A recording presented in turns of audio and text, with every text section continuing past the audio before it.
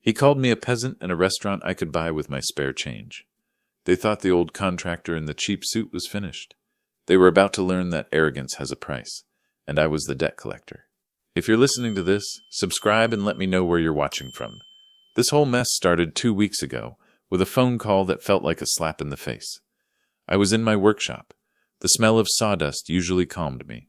I was sanding a piece of oak, smooth, strong, real. My phone buzzed on the workbench. It was Sarah, my daughter. "Dad," she started. Her voice was tight, too cheerful. That meant she was nervous. "Hey, sweetheart, what's up? Ethan and I want you to finally meet his parents properly," she said, rushing the words. "We're having dinner next Saturday at the Gilded Lily." The Gilded Lily, the most expensive, obnoxious restaurant in the city. The kind of place where the waiters looked richer than the customers. "Sounds fancy," I said, keeping my voice light, but my hand stopped sanding. "It is, Dad." A pause. I could picture her twisting that massive diamond ring Ethan gave her. A nervous habit. Richard and Linda are very particular. Particular. That was code for judgmental. "Particular how?" I asked, though I already knew. "Well, Ethan suggested maybe you could, She hesitated. "Dress up a bit?" That stung. A small cut, but deep. It was the first time in her life. Sarah sounded embarrassed by me. The man who held her when her mother Mary died. I built the foundation of her life, and now I wasn't good enough for dinner. "I own a suit, Sarah," I said. My voice was cooler than I intended. I put down the sandpaper. The workshop suddenly felt cold. "I know, Dad, it's just Ethan's family. They're used to a certain standard." Her voice dropped lower. "They're very successful. Successful." The word hung in the air, sharp and heavy. It meant rich, polished, and superior. It clearly meant I wasn't those things in their eyes. "I understand," I said quietly. "I'll be there." I hung up before she could say anything else. I didn't want to hear the relief in her voice. I looked around my workshop, tools worn smooth by decades of use. This was my success. It was real. But to the Sterlings, the family Sarah was marrying into, it would look like failure. They thought I was just Robert, the simple contractor, the charity case. What they didn't know was that I had a little over $4 million sitting quietly in the market, an inheritance from a distant uncle. It landed in my lap 10 years ago, long after I'd already built my business. The money didn't change me. I kept my work boots. I kept my small house.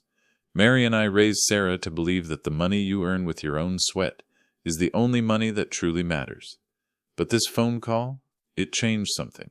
That's when the idea sparked, a dark little flame of defiance. If they expected a poor, simple contractor, why disappoint them? I wouldn't just meet their expectations. I would exceed them. I'd give them the performance of a lifetime. They wanted a peasant. I'd be the king of the peasants. I went to my closet. I pushed aside the newer suits I wore for business meetings, the quiet, serious meetings nobody knew about. I dug deep into the back. There it was, the suit I bought 20 years ago for Mary's funeral. It was slightly too tight around the middle. It smelled faintly of mothballs and sadness. Perfect. I found a tie. Wide, striped in dull brown and orange, hopelessly out of fashion. And the shoes, I took my work boots, the ones with the steel toes and the worn leather. I polished them until they shone. They were comfortable, and they were real. When Saturday arrived, I felt a strange mix of nervousness and dark amusement. I was about to walk into the lion's den wearing a steak costume, and I was looking forward to the bite. The plan was to meet Sarah and Ethan at their condo. It was one of those modern monstrosities downtown, all glass and steel. It looked cold, like a place you visit, not a place you live. I drove my '98 Ford pickup, the one with the rust spots and the rattling muffler. When I pulled up, the doorman, a young guy named Tony, stared at my truck like he'd just found a cockroach on a wedding cake. "Sir," Tony said, his tone stiff, "deliveries are around the back." "I'm not delivering," I said mildly. "I'm visiting. Apartment 12B. Tony blinked, checked his clipboard, and frowned. "Very well. Leave your keys. I'll park it myself." I parked the Ford right next to Ethan's shiny new BMW. I made sure my rusty bumper was inches from his pristine paint job. Little reminder that rust can get very close to shine. I walked into the lobby. Marble everywhere. Ethan was waiting. He wore a tailored suit that probably cost more than my truck was worth. He looked me up and down. His eyes lingered on my boots, the frayed collar of my shirt, the ugly tie. He tried to hide his disapproval. Ethan wasn't a very good actor. "Robert," he said. He offered his hand. It was limp and cold, like a dead fish. His hands were soft, unused. "Glad you could make it." "Wouldn't miss it, Ethan. My boy," I said, making sure to sound overly enthusiastic.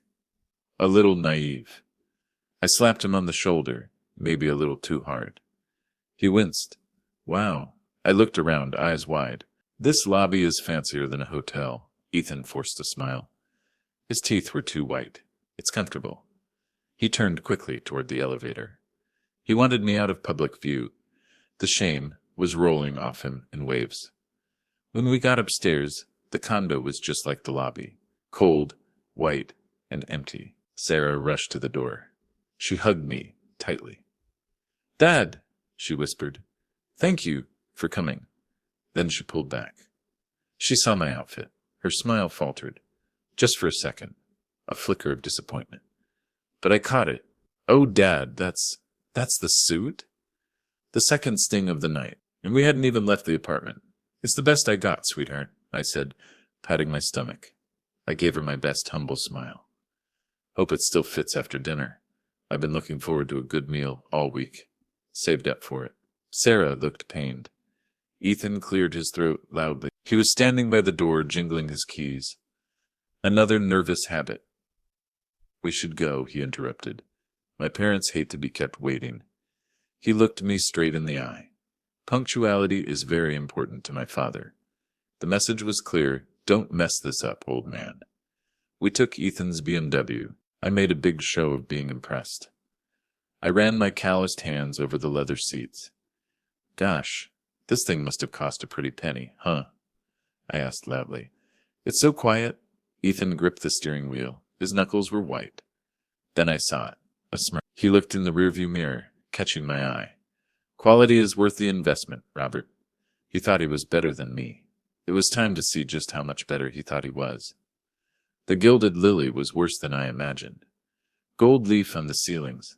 Soft, suffocating classical music. You could choke on the pretension. Richard and Linda Sterling were already seated. The prime table near the massive window, overlooking the skyline. They looked like they owned the view. Richard's a large man, loud and booming. He took up all the oxygen in the room. Linda was thin and sharp, like a shard of glass. She wore pearls and a tight, disapproving expression.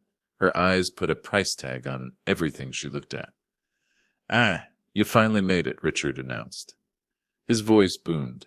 He stood up, ignored me completely, kissed Sarah on the cheek. "My dear, you look radiant," he said, smoothing his expensive silk tie. Linda remained seated. She was examining her manicured nails. They were blood red, a habit she had when she was bored. "Ethan," she said, her voice like ice. "You're 7 minutes late. Traffic." "Mother," Ethan said smoothly, taking his seat. The perfect gentleman, for everyone but me. Finally, they turned their attention to me. Linda's eyes swept over me, a cold, dismissive glance. The cheap suit, the worn boots, the ugly tie. Her lip curled slightly. "You must be Robert," Richard said. His voice dripped with condescension. He didn't offer his hand. I stood there awkwardly. "Ethan tells us you're in construction," Richard continued, gesturing vaguely to the chair furthest from him, nearest the noisy kitchen doors. "A laborer, a laborer." He made it sound like a disease. "Yes, sir," I said. I adopted a humble, slightly shuffling posture. I sat down slowly. "Contractor," I corrected mildly. "Built things my whole life, mostly small jobs these days. Kitchen remodels, decks. You know, keeping the lights on." "How quaint," Linda murmured. She signaled the waiter for wine without looking at him. The waiter rushed over, bowing slightly. "It must be so very physical," she added, looking at my calloused hands. I kept my hands visible on the white tablecloth. I wanted them to see the reality of work, but the real dirt was sitting across from me. The evening began. It was a slow torture, a masterclass in passive-aggressive snobbery. They weren't just rude, they were experts. The menus arrived. Thick leather-bound books. I opened mine and pretended to struggle. The script was tiny in French. I squinted. "Gosh, what's a foie gras?" I asked loudly, butchering the pronunciation. "Foie gras?" Heads turned at nearby tables. Ethan sighed. He looked mortified. "It's goose liver, Robert," he whispered. "A delicacy. Please, lower your voice." "Liver," I chuckled, shaking my head. Why would anyone pay $50 for liver? Sarah was staring at her menu, her face hidden. She was twisting her ring again, faster this time. "My Mary used to make liver and onions," I continued. "Cost about $3. Good eating." I looked at the waiter. "I'll just have the steak, the big one." "Well done. Burn it good." Linda looked genuinely horrified. "Well done," she gasped, clutching her pearls. "Yeah, and some ketchup, if you have it," I added, smiling brightly. The waiter looked paralyzed. He glanced at Richard. "Bring the man his ketchup, for heaven's sake." Richard barked. He laughed, a cold, cruel sound. Linda shook her head, her expression tight with disgust. "Barbaric," she said it under her breath. But I heard it. The gloves were off. Then came the wine discussion. This was Richard's territory. A sommelier arrived. He treated the wine list like a holy book. Richard spent 15 minutes dissecting the list. Tannins, terroir, vintage. He sounded like he was reciting bad poetry. He selected a bottle that cost more than my monthly mortgage payment. The sommelier nodded approvingly. "An excellent choice, Mr. Sterling." The ritual began. The bottle was presented. The cork removed. A small amount poured for Richard. He swirled it, sniffed it, sipped it. He made a strange gurgling sound. The table waited. Finally, he nodded. "Acceptable." The sommelier poured for Linda, Sarah, and Ethan. He finally turned to me. "Actually," I said, putting my hand over the glass, "I'm all right." Richard looked annoyed. "Nonsense, Robert. You must try this. It's a 2005 Margaux. Exquisite." "Nah, I'm good," I said cheerfully. "Do you have a cold beer? Maybe a Budweiser. All this fancy wine tastes the same to me, like sour grapes." Richard laughed again. That loud barking sound. A Budweiser. Classic, Robert. Absolutely classic. He shook his head in amusement. "He's certainly a man of simple tastes." Ethan smiled weakly. "He certainly is." I just smiled blandly. I bit my tongue, hard. What they didn't know was that I knew more about wine than they ever would. I owned a small vineyard in California, one of my investments through Apex Holdings, the company I built with that inheritance. But that wasn't the game I was playing tonight. I was playing the long game. The Budweiser arrived in a frosted glass. I took a long drink. It was cold, familiar, and honest. Everything this dinner wasn't. And the pressure inside me started to build. The food arrived, tiny portions on massive plates. My steak was hidden under a pile of green stuff. I found the ketchup bottle. The waiter had discreetly placed near my elbow. I squirted a generous amount over the steak. Linda watched me, her eyes wide with fascinated horror. The conversation turned to their recent vacation. Monaco, yachts, and casinos. "The Mediterranean in the summer is simply divine," Linda said. "You simply must go, Sarah." It's more than lovely," Richard boomed. "It's civilization." We were on the yacht next to the prince. Wonderful fellow. We discussed investments. They talked about their properties, their clubs. They're powerful friends. They never once asked me about my life. I was invisible. I was the help, the background noise in their perfect lives. I sat there eating my ketchup-covered steak, drinking my Budweiser, and listening. I was taking notes. Mental notes. They were giving me all the ammunition I needed. A young waitress approached the table. Her name tag read, Maria. She was nervous, her hands trembling as she refilled the water glasses. She accidentally spilled a few drops of water on Richard's sleeve. "Oh, I'm so sorry, sir," she gasped. Richard recoiled as if she had slapped him. "Clumsy oaf," he snapped. "Watch what you're doing. This suit is silk." Maria froze, eyes wide with fear. "I apologize, Mr. Sterling. Good help is impossible to find," Linda added coldly. Don't expect a tip. I watched Maria retreat, her face flushed with humiliation. I felt a surge of anger. Their cruelty was casual, effortless. Sarah, bless her heart, tried to change the subject. She looked increasingly uncomfortable. Dad just finished restoring an old Victorian house downtown, she offered brightly. It's beautiful work, real craftsmanship. She looked at me, pride shining in her eyes. It was a brief moment of warmth. Richard and Linda just stared at her blankly. Oh, Linda said, examining her silverware for smudges. Flipping houses. Linda continued, her voice sharp. A risky business for someone at your age, Robert. The market is so volatile right now. You have to be careful. The condescension was breathtaking. No, not flipping, I said mildly.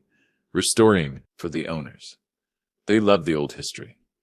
There's no real money in history or craftsmanship anymore. Robert, Richard interjected. He took a large bite of his steak, rare, of course. Bloody. He wiped his mouth with the linen napkin, leaving a red smear. It's all about scale now, Richard continued, puffing out his chest. Development. Big vision. My company, Sterling Global, is about to break ground on a massive new condo complex downtown. He paused for effect. The Waterfront Project. Perhaps you've heard of it. I knew about the Waterfront Project. What Richard didn't know was that my holding company, Apex Holdings, the primary investor he was currently courting, my name was never on the books. I decided to twist the knife, just a little. Wow, I said, wide-eyed, playing my part perfectly. Condos, that sounds complicated. Lots of paperwork, I bet, permits and all that. Richard smirked, the picture of arrogance. It takes a certain kind of vision, Robert, he said, swirling his wine, a grasp of finance and logistics. He leaned in, lowering his voice as if sharing a secret with an idiot, something a man in your position wouldn't really understand. The urge to wipe that smirk off his face was almost overwhelming, but I held on. The timing wasn't right. Not yet. I needed them to show their true colors. Not just their snobbery, but their cruelty. The main course was cleared away. The conversation shifted to Sarah and Ethan's future. The mood turned serious. Ethan is poised to take over the company in the next 5 years, Richard announced. He signaled for another bottle of wine. They were drinking fast now. It's crucial that he has the right support system in place, Richard continued. A strong foundation. I felt a chill crawl up my spine. I knew where this was going. Sarah is doing wonderfully, Linda added. Her voice was sharp, but we worry about distractions, especially as they start a family. She looked directly at me. Her eyes were cold and calculating. No more fake politeness. This was business. What distractions? Sarah asked. Her fork froze. She knew exactly what Linda meant. Family obligations, Richard said heavily. He didn't look at me. He looked at the wall, just above my head. We know your father is not well off, Richard continued. He's getting older. His health might decline. It's a reality we must face. I kept my face neutral. Inside, I was freezing. We need to ensure that he doesn't become a financial burden on you both. Richard finished. A burden. The word landed like a punch to the gut. After everything I had built, I was a burden. Sarah looked horrified. Her face was pale. My father is not a burden, she said, her voice rising. He's completely independent. He still works. For now, Linda said dismissively. She waved her hand as if shooing away a fly. But things change quickly at his age. Construction work is hard on the body. We need to plan ahead. She smiled, a thin, cruel smile. We've been looking into some options. Options? I asked. My voice was steady, but my heart was pounding with a cold, hard anger I hadn't felt in years. Yes, Linda continued. Her voice dripped with fake sympathy. It was the most insulting sound I had ever heard. There are some lovely, modest retirement homes nearby, she said brightly. State-assisted facilities. Very clean. Very efficient. A retirement home. State-assisted, they were trying to erase me. To tuck me away so I wouldn't tarnish their perfect, gilded image. They weren't just insulting my financial status. They were insulting my dignity. We would, of course, help with the application process, Linda added. as if she were doing me a favor. I looked at Ethan, my son-in-law, the man who promised to love my daughter. He was silent, staring intently at his plate, swirling his wine glass. He wasn't defending me. He wasn't objecting. He wasn't even looking at me. He was complicit. He knew that was the real betrayal, and it cut deeper than anything else. The arrogance, the mockery, I could handle all of that. I had invited it. But this was a declaration of war. They saw me as worthless, a problem to be solved, a piece of clutter to be swept away. I placed my knife and fork down carefully. My hands were shaking slightly, but my mind was crystal clear. This dinner wasn't just a meeting. It was an execution, and they thought they held the axe. They were wrong. The conversation moved on. They dismissed me as easily as they dismissed the waiter. Richard and Ethan started talking business. The waterfront project. Their voices were low and urgent now. The arrogance was gone, replaced by something else, fear. We absolutely must secure that final round of investment by the end of the month, Richard said. He was sweating slightly, the first sign of weakness. If we don't, the whole project could collapse. We are dangerously over-leveraged. I'm working on it, Father, Ethan said. He sounded stressed. Genuinely stressed. Apex Holdings is our best bet, but they are dragging their feet. Apex Holdings. My company, their due diligence is annoyingly thorough, Ethan complained. They are questioning everything. The permits, the zoning, the environmental report. We have too much riding on this. Ethan, Richard hissed. Everything is leveraged. Our reputation, our assets, everything. He mentioned a rival developer. If we fail, Henderson will swoop in. He's waiting for us to collapse. Mr. Henderson. I knew the name. Ruthless, but fair. Richard looked suddenly pale. The booming voice was reduced to a desperate whisper. If this fails, he trailed off. They were so absorbed in their crisis they forgot I was there. I was furniture, while the men talked business. Linda decided to twist the knife one last time. She glared in the direction of Maria, the waitress. They have absolutely no work ethic anymore, Linda sniffed, swirling her wine. They all want handouts. If this story is keeping you hooked, drop a like. It was that next sentence that changed everything. It's the fundamental problem with that entire class of people, Linda continued. She looked at me again. Her eyes were cold and dead, making sure I heard every word. They lack ambition. They lack drive. They're content to just exist, to live small lives, contributing nothing to the world. She paused, taking a sip of wine. It's pathetic, really. That was it. The final straw. She wasn't just insulting me. She was insulting Mary, my wife, who worked 2 jobs to help support us when I was first getting the business off the ground. She was insulting everyone who built the world that people like her inhabited. I felt a wave of cold, calculating anger wash over me. It wasn't the hot rage of a young man. It was the deep, slow burn of a man who knows exactly how to dismantle things. They weren't superior. They were weak. They were fragile. And they were about to break. I needed air, and I needed to make a phone call. Excuse me, I said quietly. Where's the restroom? Richard waved a dismissive hand towards the back. He didn't even look at me. I stood up. I walked slowly through the opulent dining room. My mind was racing. I had all the leverage I needed. I just needed to apply the pressure. As I passed the private alcove near the restrooms, I heard a familiar voice. It was Richard. He must have slipped away moments after I did. I paused, hidden in the shadows of a ridiculously large floral arrangement. I don't care what you have to do. Just get me the meeting with Apex. Richard hissed into his phone. His voice was trembling now, stripped of its booming confidence. The mask was slipping. We are days away from default. The waterfront project is on life support. We need that capital infusion now. A pause. I know the terms are terrible, Richard whimpered, but we have no choice. If we don't get that commitment from Apex Holdings, we are ruined. Bankrupt. Do you understand? He was terrified. His entire empire was a house of cards, built on debt and arrogance, and I was the wind about to blow it all down. But then he said something that sealed his fate. His voice changed, dripping with bitterness, regaining some of his usual venom. "And I have my son's simpleton father-in-law to deal with tonight," he snarled. "The man is a peasant. A complete embarrassment. A peasant." He asked for ketchup. Richard laughed, a desperate, hollow sound.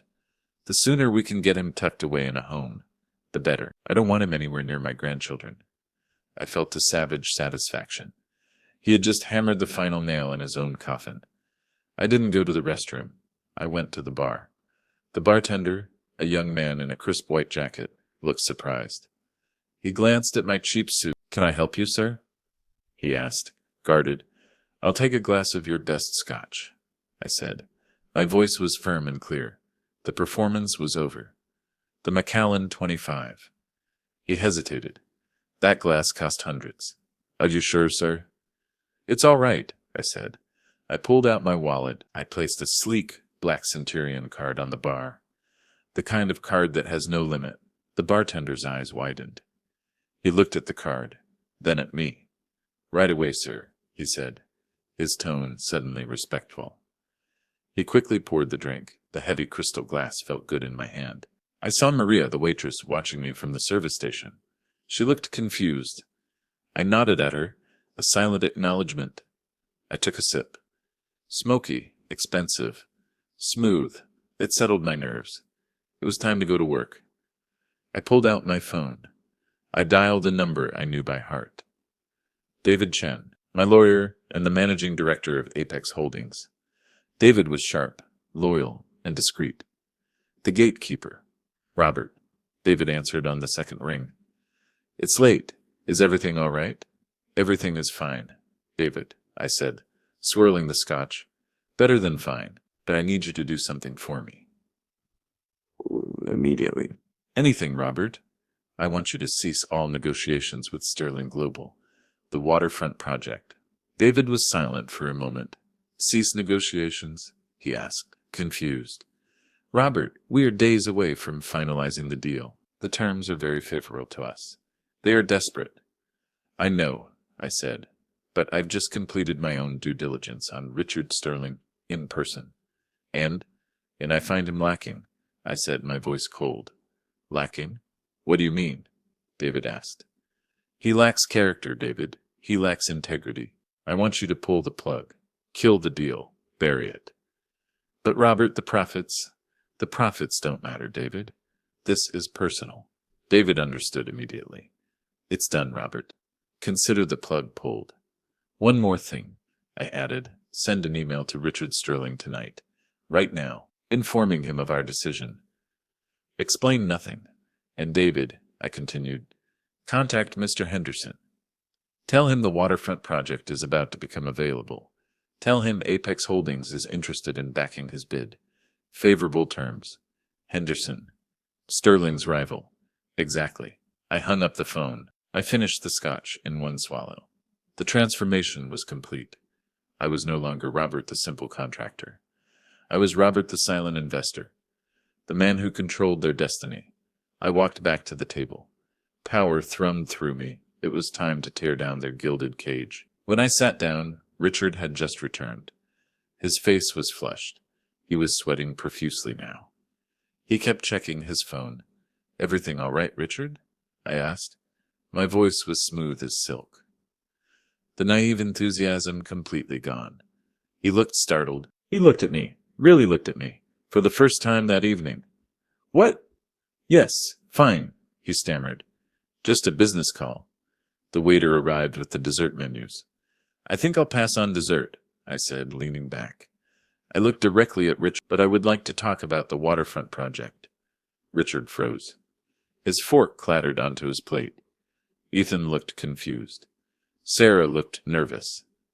The air at the table was suddenly electric. "Robert, I hardly think this is the time or place," Richard said dismissively, trying to regain control. "This is a family dinner." "Oh, I think it's the perfect time," I said. My voice was hardening. "I'm very interested in development. Finance. Logistics." I paused, letting the words hang in the air. "Especially projects that are days away from default." Richard's face turned white. The color of wet cement. Projects that are dangerously over-leveraged, I continued, and desperately seeking a capital infusion from Apex Holdings. What are you talking about? Richard hissed, his eyes wide with panic. That is confidential information. It's amazing what you can overhear in this place, I said calmly. Your voice carries when you're desperate. I leaned in, especially when you're calling someone a peasant. This is outrageous. Linda sputtered, her voice shrill. The mask was gone, replaced by raw fear. How dare you eavesdrop? How dare you presume to judge me? I shot back. My voice was low and dangerous. The restaurant around us faded away. You've spent the entire evening looking down on me, I said, my voice rising, insulting my intelligence, my work, and my life. You called me a simpleton, a burden. I looked at Linda. You even suggested putting me in a state-assisted retirement home. Dad, please, Sarah whispered, horrified. Tears welled in her eyes. No, Sarah, I said, turning to her. It's time they learned the cost of their arrogance. I turned back to Richard. He was looking like a cornered animal. You need Apex Holdings to save your failing company, don't you? I asked. Your empire is built on a house of cards. Richard was speechless. He fumbled with his phone. His hands were shaking so badly he almost dropped it. He was checking his email. I saw the moment the message from David arrived, the notification in the silence. His eyes widened in horror. They pulled out, he whispered. His voice choked. Apex pulled out. How do you know all this? Ethan demanded. His voice was shaking. Because I am Apex Holdings, I said quietly. The silence that followed was absolute. That's when Richard dropped his wine glass. It shattered on the marble floor. The sound echoed like a gunshot. Red wine spread across the white tiles like blood. Linda gasped, clutching her pearls. You? Richard whispered, his voice choked with disbelief. That's impossible. You're a contractor. I am a contractor, I agreed. I build things. I paused. And I tear things down. I founded Apex Holdings, and as of 5 minutes ago, your loan application has been formally denied. Richard slumped back in his chair, his face gray, gasping for air. You can't do that, Ethan shouted. His face was red with anger and fear. We had a verbal agreement. You ruined us. The agreement was contingent on due diligence, I said coldly. And my diligence reveals that Richard Sterling's company is run by arrogant fools. I looked Ethan straight in the eye. Fools who value status over substance. Linda burst into tears. Loud, ugly sobs, mascara running down her cheeks. You destroyed everything, she sobbed. No, I said, my voice firm. You destroyed yourselves. I looked at the ruined table, the expensive food, the shattered glass. You treated me with contempt, with cruelty, and now you are paying the price. I stood up. You wanted a lesson in finance, Richard. Here it is. Character is the only currency that truly matters, and you are bankrupt. I dropped a few $100 bills on the table. This should cover my share, and the broken glass. As I turned, I saw Maria, the waitress. I handed her another 100. Thank you for your service, Maria, I said loudly. You deserve better. She smiled, stunned. I turned to Sarah. She was crying silently, her face pale with shock, but also with a dawning clarity. Sweetheart, I said gently, offering her my hand. Are you coming? She looked at Ethan. He was glaring at me with pure hatred. She looked at Richard and Linda, slumped in their chairs, their gilded world reduced to rubble. Then she looked at me, the father who loved her unconditionally. She stood up, wiped her tears, and took my arm. Her grip was strong. Yes, Dad, she said. Her voice was clear and strong. I'm coming. We walked out of the Gilded Lily. We left the Sterling family sitting in the ruins of their arrogance. The cool night air felt refreshing, clean. We walked to my old, rattling Ford pickup. I opened the door for Sarah. She climbed in. The silence in the car ride home was heavy, but not uncomfortable. It was the silence of realization. But the night wasn't over. The real betrayal was still waiting in the shadows. When we got back to my small, comfortable house, Sarah finally broke down. We sat in the living room. The familiar scent of sawdust and Mary's old perfume comforted us. "Dad, I had no idea," she sobbed, burying her face in my shoulder. "I'm so sorry I let them treat you like that." "It's all right, sweetheart," I said, holding her tight. "But Ethan," she pulled back. Her eyes were red and swollen. "He didn't defend you." "He knew they were planning to put you in a home." "How do you know that for sure?" I asked gently. "I saw the brochures on his desk last week," she confessed, shame washing over her. "Retirement homes." I asked him about it. He laughed it off, said it was a contingency plan. I believed him. It wasn't a joke. It was a plan. The next morning, I woke up early. Pulling the loan wasn't enough. Richard Sterling's desperation felt deeper than just being over-leveraged. I called David Chen. "David, I want you to dig deeper into the waterfront project," I said. "Ethan mentioned we were questioning the permits and the environmental reports. I want to know why." "Will do, Robert. I'll put my best team on it." 2 days later, my phone buzzed. It wasn't David. It was an unknown number. "Mr. Miller?" The voice was nervous. Raspy. "Who is this?" "My name is Marcus. I used to work for Sterling Global. I was the foreman on the waterfront project until last month." I sat up straighter. "Why are you calling me Marcus?" "I heard Apex Holdings pulled their funding. Everyone knows you're the man behind Apex." I didn't confirm or deny it. "What do you want?" Marcus hesitated. "Sterling is a snake, Mr. Miller. The waterfront project is a fraud. He's cutting corners everywhere. Substandard materials, fake environmental reports. He's bribing city officials. This was new. This wasn't just bad business. This was criminal. Why didn't you report it?" I asked. "I tried," Marcus said, his voice trembling with anger. "He fired me, blacklisted me in the city. The lead inspector, Davies. He's in Sterling's pocket, Davies. I knew the name. I have proof," Marcus whispered. "Emails, photos, ledger books showing the bribes. I met Marcus in a dingy diner downtown. He was a big man, rough around the edges, but his eyes were honest. He slid a thick envelope across the table. I looked inside. It was all there. The evidence was damning. Richard Sterling wasn't just facing bankruptcy. He was facing jail time. "Why are you giving this to me?" I asked. "Because you're the only one powerful enough to stop him," Marcus said. "And because he treated you the same way he treats everyone he thinks is beneath him." I nodded slowly.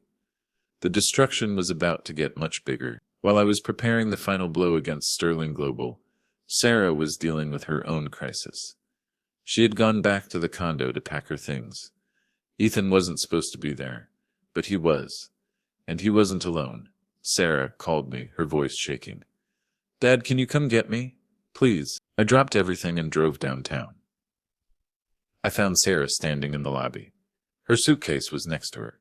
Her face was pale. Her eyes were red, but she wasn't crying. She was furious. "What happened?" I asked. "He was there," she said, her voice cold as ice. "Ethan wasn't just weak and complicit.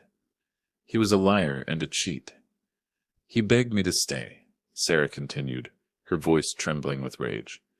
"He said it was a mistake, that we could work it out. He said without me, he had nothing." "What did you say?" "I told him he was right," she said. "He has nothing."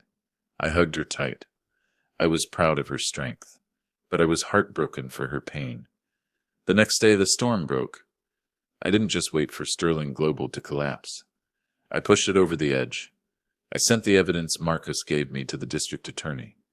The FBI, the press, the headlines were brutal. Sterling Global accused of fraud and bribery. Waterfront project halted indefinitely. City Inspector Davies arrested.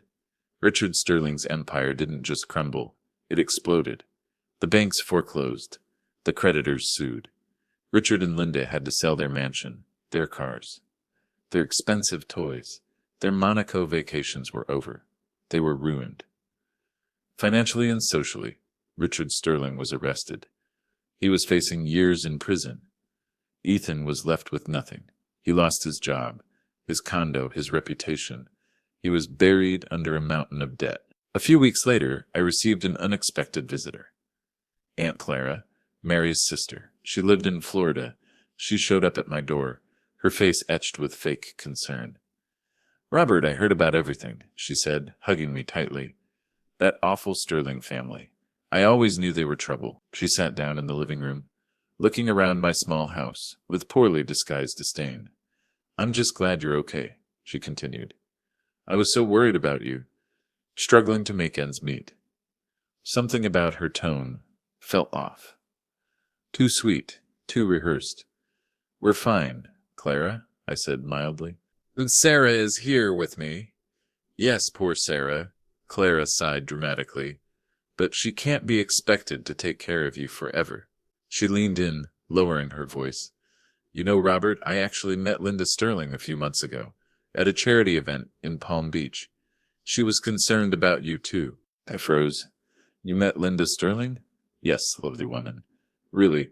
Misunderstood," Clara said brightly. "I told her how you were struggling after Mary died, how you refused to accept help, how I worried you might end up on the streets." She paused, looking pleased with herself. "I suggested that maybe, with their resources, they could help you find a nice retirement home, somewhere safe and affordable." The realization hit me like a physical blow. The retirement home idea. It didn't just come from the Sterlings. It came from Clara. She had painted me as a pathetic, destitute old man. She had planted the seed of my humiliation. "Why, Clara?" I asked, my voice cold. "Why would you do that?" Clara's smile faltered. "I was just trying to help, Robert." "You were trying to get rid of me," I corrected her. "You always resented Mary for marrying me. You always thought she deserved better than a simple contractor."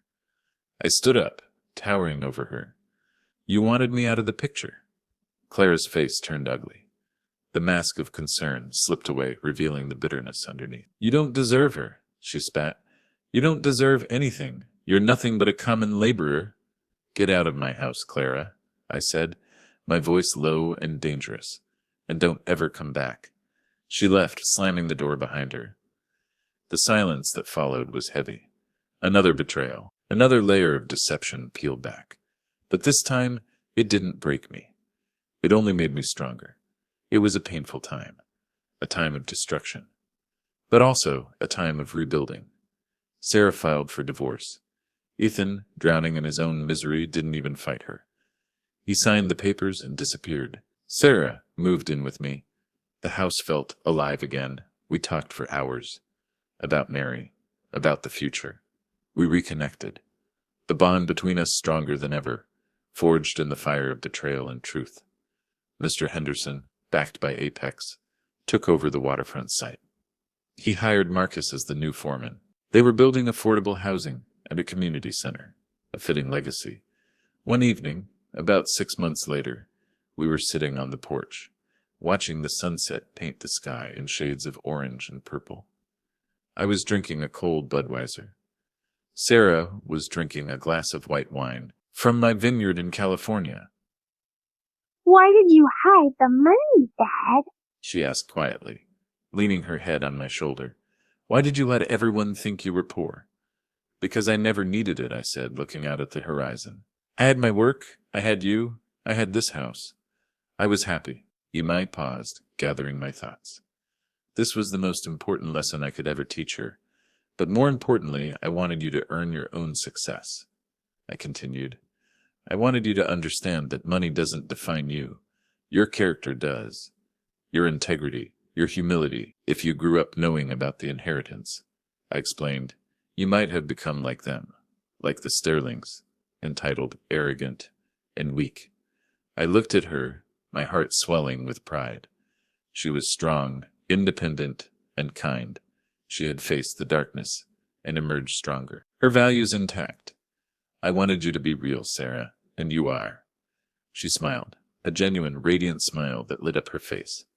A single tear rolled down her cheek. A tear of understanding, of gratitude.